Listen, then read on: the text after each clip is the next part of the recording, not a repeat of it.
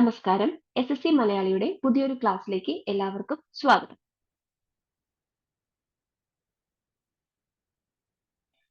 ആദ്യം നമ്മൾ നോക്കുന്നത് ഭാരത് മാല പരിയോജന എന്ന് പറയുന്ന ഒരു പ്രൊജക്റ്റിനെ കുറിച്ചാണ്. കോണ്ടെക്സ്റ്റ് എന്ന് പറയുന്നത് ഈ ഭാരത് മാല പരിയോജന ഫേസ് 1 2028 കൂടെ എക്സ്റ്റെൻഡ് ചെയ്തിട്ടുണ്ട് അതിന്റെ ഡെഡ് ലൈൻ. ഇത് ഹൈവേ ഡെവലപ്മെന്റുമായിട്ട് ബന്ധപ്പെട്ട ഒരു പ്രൊജക്റ്റ് ആണ്. ഇത് ministry of road transport and ഹൈവേസിന്റെ കീഴിൽ വരുന്ന ഹൈവേ ഇംപ്രൂവ്മെന്റുമായി ബന്ധപ്പെട്ട ഒരു അംബ്രല്ല പ്രോഗ്രാം ആണ്. ഭാരത് മാലയുടെ കീഴിൽ വരുന്ന ഇംപ്ലിമെന്റ് ചെയ്തിരിക്കുന്ന എല്ലാ പ്രൊജക്ടുകളും ടെക്നിക്കലിയും ഫിനാൻഷ്യലിയും എക്കണോമിക്കലിയും എംപവർ ചെയ്യുന്നത് project appraisal and technical scrutiny കമ്മിറ്റിയാണ്. ഇത് നാഷണൽ ഹൈവേസ് അതോറിറ്റി ഓഫ് ഇന്ത്യയുടെയും MORTHന്റെയും കീഴിലാണ് വരുന്നത്. അടുത്ത് നമ്മൾ പറയാൻ പോകുന്നത് ജീനോസൈഡ് കൺവെൻഷൻ ആണ്. സൗത്ത് ആഫ്രിക്ക ഗാസ സ്ട്രിപ്പിൽ നടന്ന ഇസ്രയേലിന്റെ മിലിറ്ററി ആക്ഷൻസിനെ ഇന്റർനാഷണൽ കോർട്ട് ഓഫ് ജസ്റ്റിസിൽ പറഞ്ഞു ഇത് ജീനോസൈഡ് കൺവെൻഷന്റെ വയലേഷൻ ആണ്. ജീനോസൈഡ് കൺവെൻഷൻ വരുന്നത് 1948 ഈ കൺവെൻഷൻ എന്താ നോക്കാം. ഈ കൺവെൻഷൻ എന്തിനാന്ന് വെച്ചാൽ the convention on the prevention and punishment of the crime of genocide. ജീനോസൈഡുമായി ബന്ധപ്പെട്ട ക്രൈമിനെ പണിഷ് ചെയ്യാനും പ്രിവെന്റ് ചെയ്യാനും വേണ്ടിയിട്ടാണ് ഈ ഒരു കൺവെൻഷൻ കൊണ്ടുവന്നത്. ഇന്റർനാഷണൽ ലോ ആണ് ജീനോസൈഡ് ക്രൈമിനെതിരെയുള്ള ആദ്യത്തെ ഇന്റർനാഷണൽ ലോ ആണ് ഈ ഒരു കൺവെൻഷനിൽ വരുന്നത്. UN ജനറൽ അസംബ്ലിയുടെ കീഴിലുള്ള ആദ്യത്തെ ഹ്യൂമൻ റൈറ്റ് ട്രീറ്റിയാണ് ജീനോസൈഡ് കൺവെൻഷൻ എന്ന് പറയുന്നത്. ഈ കൺവെൻഷൻ പ്രകാരം ജീനോസൈഡ് എന്ന് പറയുന്നത് വാറിന്റെ ഒക്കെ സമയത്ത് നടക്കുന്ന ക്രൈമിനെ പറയുന്നതാണ്. ഇന്ത്യ ഈ ഒരു കൺവെൻഷനിൽ സിഗ്നേറ്ററി ആണ്. നെക്സ്റ്റ് പറയുന്നത് square kilometre array. Square kilometre array എന്ന് പറയുന്നത് ഒരു ടെലസ്കോപ്പ് പ്രൊജക്ട് ആണ്. വേൾഡിലെ തന്നെ ലാർജസ്റ്റ് റേഡിയോ ടെലസ്കോപ്പ് പ്രൊജക്ട് ആണ്. അതിൽ ഇന്ത്യ ഫോർമലി ജോയിൻ ചെയ്തിട്ടുണ്ട്. അതുമായി ബന്ധപ്പെട്ടാണ് ഇത് ന്യൂസിൽ വന്നത്.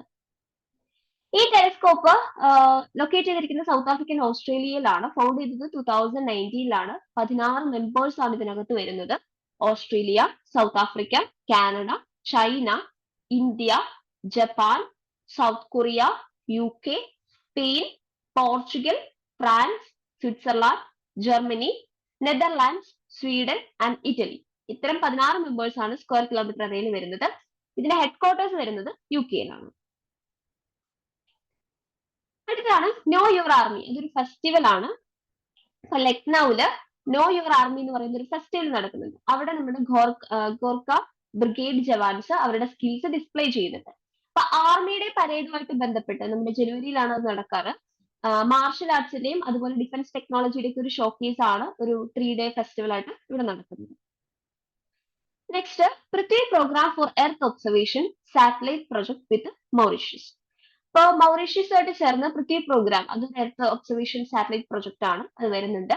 യൂണിയൻ ക്യാബിനറ്റ് ജനുവരി 5 4797 കോടി രൂപ ഈ ഒരു പ്രോഗ്രാമിലേക്ക് വേണ്ടി മാറ്റിവെച്ചിട്ടുണ്ട്.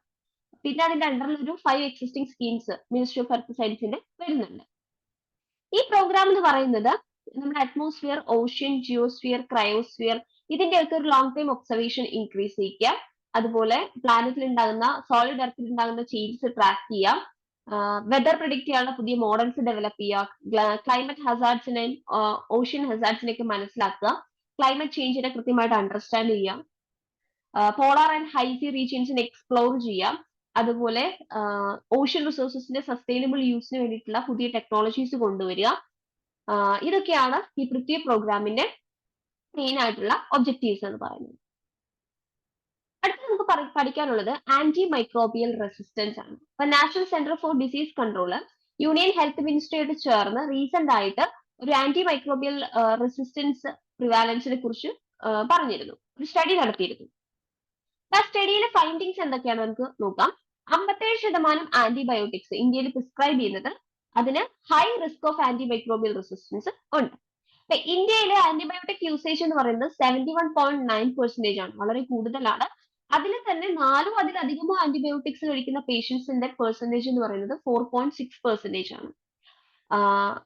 കൃത്യമായിട്ട് രോഗം കൺഫേം ചെയ്തതിനു ശേഷം മാത്രം ആന്റിബയോട്ടിക്സ് പ്രിസ്ക്രൈബ് ചെയ്യുന്നത് ഓൺലി 6% മാത്രമാണ്. ഇനി AMR ആന്റി മൈക്രോബിയൽ റെസിസ്റ്റൻസിനെ കുറിച്ച് പറയുവാണെങ്കിൽ ഏതെങ്കിലും ഒരു പർട്ടിക്കുലർ ആന്റി മൈക്രോബിയൽ ഡ്രഗിനെതിരെ ഒരു മൈക്രോ ഓർഗാനിസത്തിന് റെസിസ്റ്റൻസ് വരുന്നതിനെയാണ് ആന്റി മൈക്രോബിയൽ റെസിസ്റ്റൻസ് എന്ന് പറയുന്നത്. ഈ മൈക്രോ ഓർഗാനിസത്തിനെ നമ്മൾ വിളിക്കുന്നത് സൂപ്പർ ബഗ് എന്നാണ്. കുറെ ടൈം കഴിയുമ്പോൾ മൈക്രോ ഓർഗാനിസംസ് ഓട്ടോമാറ്റിക്കലി മെഡിസിൻസിനോട് റെസ്പോണ്ട് ചെയ്യാതാകും. അങ്ങനെയാണ് ഈ ആന്റി മൈക്രോബിയൽ റെസിസ്റ്റൻസ് ജനറേറ്റ് ചെയ്യപ്പെടുന്നത്. അപ്പോ ഇതിന്റെ ഫലമായിട്ട് എന്താ പ്രശ്നം എന്ന് വെച്ചാൽ ഇൻഫെക്ഷൻസ് ഒക്കെ ട്രീറ്റ് ചെയ്യാൻ ബുദ്ധിമുട്ടാക്കും. അതുപോലെ ഡിസീസസിന്റെ റിസ്ക് കൂടും, സ്പ്രെഡ് കൂടും, സിവിയർ ഇൽനെസ് ആവും, ഡെത്തും കൂടും. WHO ഗ്ലോബൽ ഹെൽത്തിന്റെ ടോപ്പ് 10 ത്രെട്ടിൽ ഒന്നായിട്ട് ഈ ആന്റി മൈക്രോബിയൽ റെസിസ്റ്റൻസിനെ ഐഡന്റിഫൈ ചെയ്തിട്ടുണ്ട്. നെക്സ്റ്റ് നമ്മൾ പഠിക്കുന്നത് JNK became first UT to implement PM Vishwakarma Yojana. PM Vishwakarma Yojana implement ചെയ്യുന്ന ആദ്യത്തെ യൂണിയൻ ടെറിട്ടറിയായി മാറുകയാണ് ജമ്മു ആൻഡ് കാശ്മീർ എന്ന് പറയുന്നത്. അപ്പൊ PM വിശ്വകർമ്മ യോജന എന്ന് പറയുന്നത് ക്രാഫ്റ്റ്മാൻ കമ്മ്യൂണിറ്റിയുടെ സ്കിൽസ് എൻഹാൻസ് ചെയ്യുകയും എംപവർ ചെയ്യുകയൊക്കെ ചെയ്യുന്ന ഒരു പദ്ധതിയാണ്. ഇത് ഇനീഷ്യേറ്റ് ചെയ്ത സെൻട്രൽ ഗവൺമെന്റ് സെപ്റ്റംബർ 2023 ആർട്ടിസൻസിനെയും ക്രാഫ്റ്റ് പീപ്പിളിനെയൊക്കെ റെക്കഗ്നൈസ് ചെയ്യാൻ വേണ്ടിയിട്ടാണ് ഇത് കൊണ്ടുവന്നത്. അപ്പോ ഇവിടെ ഇത്തരത്തിലുള്ള ആർട്ടിസൻസിനും ക്രാഫ്റ്റ്മാനും ഒക്കെ ഒരു ഫിനാൻഷ്യൽ സപ്പോർട്ട് ഈ ഒരു പദ്ധതി പ്രകാരം കൊടുക്കുന്നുണ്ട്. Next, BRICS welcomes 5 new members signalling global shift. അപ്പൊ അപ്കമിംഗ് ബ്രിക്സ് നടക്കാൻ പോകുന്ന റഷ്യയിലാണ് ഈ ഒക്ടോബറിൽ. അപ്പോൾ അതിലൊരു സിഗ്നിഫിക്കന്റ് ട്രാൻസ്ഫോർമേഷൻസ് മെമ്പർഷിപ്പിൽ വന്നിട്ടുണ്ട്. അതായത് 5 പുതിയ രാജ്യങ്ങളും കൂടെ വന്നിട്ടുണ്ട്. അപ്പൊ ഒറിജിനൽ ഫൗണ്ടിങ് മെമ്പേഴ്സ് 5 പേര് തന്നെയുണ്ട്. അത് Brazil, Russia, India, China and south ആഫ്രിക്കയാണ്. ബ്രിക്സ് എന്നുള്ളതിന്റെ ആ ഒരു ചുരുക്കപ്പേര് ഇതിന്റെ ഫസ്റ്റ് ലെറ്റേഴ്സ് എന്നാണ് വരുന്നത്. പിന്നെ ഒരു പുതിയ 5 മെമ്പേഴ്സും കൂടെ വരികയാണ്. അപ്പൊ അവർ ആരൊക്കെയാണെന്ന് നോക്കാം. ഇതിന്റെ എക്സ്പാൻഷൻ വരുന്നത് Egypt, Ethiopia, Iran, Saudi Arabia and United Arab Emirates. ഇത്രയും പേരാണ് പുതുതായിട്ട് വരുന്നത്. അപ്പൊ ഇതൊരു ഗ്ലോബൽ ലാൻഡ്സ്കേപ്പിൽ തന്നെ ഉണ്ടാകുന്ന ഒരു ഷിഫ്റ്റ് ആയിട്ടാണ് എല്ലാവരും കണക്കാക്കുന്നത്. അപ്പോ ഇതൊരു മൾട്ടി പൊളാരിറ്റി ഇൻക്രീസ് ചെയ്യിക്കുകയാണ് ഈ ബ്രിക്സ് എന്ന് പറയുന്ന ഒരു സംഘടനയില്. ഓക്കെ, ഇതിന് നോട്ട് ചെയ്ത ഒരു കാര്യം, അർജന്റീനയും ഈ ഒരു മെമ്പർഷിപ്പിന് വേണ്ടിയിട്ട് എൻട്രിക്ക് വേണ്ടിയിട്ട് പറഞ്ഞു വെച്ചിരുന്നു. പക്ഷെ അർജന്റീനയുടെ പുതിയ പ്രസിഡന്റ് ആയിട്ടുള്ള ജാവിയർ മിലി കഴിഞ്ഞ ദിവസം പറഞ്ഞിരുന്നു അവർ ഈ എൻട്രി, ബ്രിക്സിലേക്കുള്ള എൻട്രി എന്ന് പറയുന്നത് അവർ വിഡ്രോ ചെയ്യാണെന്ന് പറഞ്ഞിരുന്നു. Next, Virat Kohli clinches athlete of the year 2023 award, beats Argentina's Lionel Messi. അപ്പോൾ ലയണൽ മെസ്സിനെ ബീറ്റ് ചെയ്തുകൊണ്ട് 2023 athlete of the year award കിട്ടിയത് നമ്മുടെ ഇന്ത്യയിലെ ക്രിക്കറ്റർ ആയിട്ടുള്ള വിരാട് കോഹ്ലിക്കാണ്. അപ്പൊ വിരാട് കോഹ്ലിക്ക് athlete of the year 2023 award കിട്ടിയത് ലയണൽ മെസ്സിനെ മറികടന്നിട്ടാണ്. അതായത് 78-22 എന്നുള്ളതായിരുന്നു ഒരു ഫൈനൽ വോട്ട് കൗണ്ട് എന്ന് പറയുന്നത്. ഓക്കെ, അപ്പൊ ടോട്ടൽ 16 ഗ്രേറ്റ് അത്ലറ്റ്സ് ആണ് ഈ ഒരു ഇതിലേക്ക് വന്നത്. ഓൾമോസ്റ്റ് എല്ലാ കാറ്റഗറിയിൽ നിന്നുള്ള, എല്ലാ സ്പോർട്സ് കാറ്റഗറിയിൽ നിന്നുള്ള ആൾക്കാർ ഇതിലേക്ക് ഉൾപ്പെടുത്തി. ലൈക്ക് നൊവാക് ജോക്കോവിക്, അതുപോലെ പാറ്റ് ക്യുമിൻസ്, ലെബ്രോൺ ജെയിംസ്, അങ്ങനെ എല്ലാവരെയും, ക്രിസ്ത്യാനോ റൊണാൾഡോ, ഇവരെല്ലാവരും ഈ അവാർഡിലേക്ക് നോമിനേറ്റ് ചെയ്യപ്പെട്ടിരുന്നു. 16ഓളം അത്ലറ്റ്സ്. ഓക്കെ,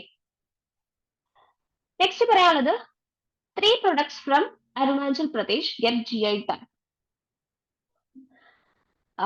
അപ്പോൾ ജോഗ്രഫിക്കൽ ഇൻഡിക്കേഷൻ എന്നുള്ളതാണ് ഈ GI ടാഗ് കൊണ്ട് ഉദ്ദേശിക്കുന്നത്. അപ്പോൾ ഏതൊക്കെയാണെന്ന് വെച്ചാൽ ആദി കേക്കിർ. ആദി കേക്കിർ എന്ന് പറയുന്നത് ഒരു അരുണാചൽ പ്രദേശിലുള്ള ഒരു ജിഞ്ചർ ആണ്. പിന്നെ carpet handmade by Tibetan settlers. അതുപോലെ വുഡൻ ഐറ്റംസ് ആയിട്ടുള്ള ഒരു വാൻചോ കമ്മ്യൂണിറ്റി ഉണ്ടാക്കുന്ന ഒരു വാൻചോ എന്ന് പറയുന്ന ഒരു വുഡൻ ഐറ്റം. ഇത്രയും 3 സാധനങ്ങൾക്കാണ് GI ടാഗ് പുതുതായിട്ട് കിട്ടിയത്. നെക്സ്റ്റ് പറയുന്നത് West Bengal government notifies it state day and state song. West Bengal government അവരുടെ സ്റ്റേറ്റ് സോങ്ങും സ്റ്റേറ്റ് ഡേയും നോട്ടിഫൈ ചെയ്തു. അതായത് അവര് first day of Bengali new year ആയിട്ട് പോയില ബോയ്സാക്കിനെയാണ് പറയുന്നത്. അത് അവരുടെ സ്റ്റേറ്റ് ഡേ ആയിട്ടും രവീന്ദ്രനാഥ് ടാഗോർ എഴുതിയ ബംഗ്ലാർ മാതി ബംഗ്ലാർ ജാൽ എന്ന് പറയുന്ന സോങ് അവരുടെ സ്റ്റേറ്റ് സോങ് ആയിട്ടും എടുത്തു. സോ ഇന്നത്തെ ന്യൂസ് പേപ്പറിൽ ഇത്രയാണ് നമുക്ക് ഡിസ്കസ് ചെയ്യാറുള്ളത്. Thank you.